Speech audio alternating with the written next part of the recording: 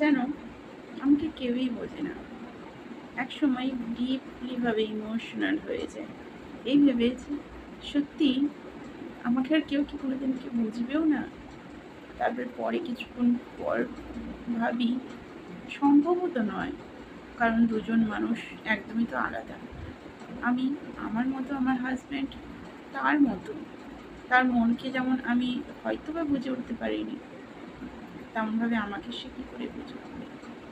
কেন বলছি এই কথাগুলো?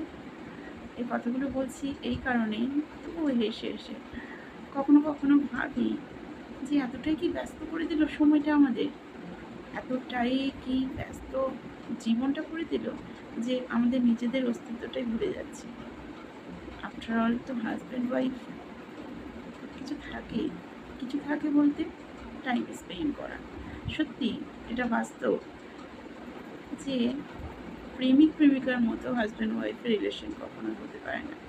হাজব্যান্ড ওয়াইফের রিলেশনটা হয় একটা অদ্ভুত বন্ডিং, যে বন্ডিংয়ের মধ্যে ম্যাক্সিমামই থাকে দায়িত্ব কর্তব্য।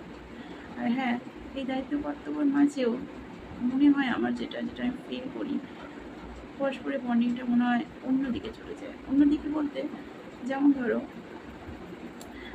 আমি তোমাকে বুঝবো, তুমি আমাকে বুঝবে, কিন্তু কেউ কাউকে বুঝে উঠতে পারে না তার মনের কথা কি বলছে, সে কি ফিল করছে বা আমি কি ফিল করছি। সত্যি বুঝে উঠতে পারে না, যেমন আমাকে পারে। আমাকে আমার হাজব্যান্ড কেন, আমাকে কেউই বুঝে উঠতে পারবে না, কোনো দিনই নয়।